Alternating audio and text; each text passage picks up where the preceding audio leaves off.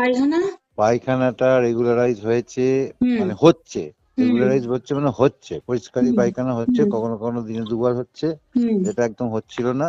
হুম তবে হ্যাঁ, কখনো কখনো শক্ত হচ্ছে, কখনো কখনো নরম হচ্ছে, কিন্তু হচ্ছে। ঠিক আছে। আচ্ছা, হুম ওই যেটা আর কি টিউমারটা। টিউমারের ব্যাপার ছিল, টিউমারটা হুম তো দেখছি অলমোস্ট নেই, ওকে একদমই ছোট, একদম ছোট্ট হয়ে ওকে গেছে। যাই হোক, হুম হুম আর গায়ে স্কিনে আর সেরকম কিছু বেরোচ্ছে না, ঠিক হুম আছে। হুম গুড মর্নিং।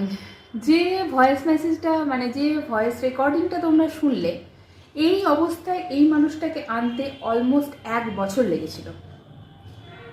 কারণ এনার যে কজেশন অফ দ্য ডিজিজ, যেটা আমাদের না দেখলে আমরা কিছুতেই রোগ সারাতে পারবো না, সেটা হলো আনকন্ট্রোল T2DM। এনার ডায়াবেটিস আনকন্ট্রোল ছিল। ওই যে বলছেন স্কিন, ওই স্কিনের সমস্যা, কিন্তু ওই যে স্কিনে পুঁজ পুঁজ ফোড়া ফোড়া সারা স্কিনে, বিশেষ করে অ্যারাউন্ড জেনিটালিয়া। উনি যে বললেন একটা টিউমারের কথা, সেটাও ছিল, সেটাও অ্যারাউন্ড জেনিটালিয়াই ছিল। তার সাথে ওনার আরও সমস্যা ছিল, পায়খানা পরিষ্কার হতো না, হজমের সমস্যা ছিল, হজম হতো না, পেট ফুলে থাকতো, পেট ভার হয়ে আছে অ্যান্ড অল। এগুলো কিন্তু ওনার আনকন্ট্রোল ডায়াবেটিস মেলিটাস থেকে হয়েছিল। অ্যান্ড প্রায় 1 বছর আমাদের ওষুধ খাওয়ার পর স্যারের তত্ত্বাবধানে সেই মানুষটার এখন এই স্যাটিসফ্যাক্টরি একটা স্বর তোমাদের আমি শোনাতে পারলাম।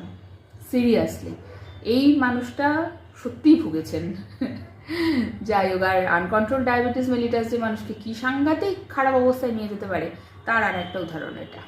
সো সুগার থাকলে, অ্যাবনর্মাল হলে একদম ইগনোর করো না, যোগাযোগ করো।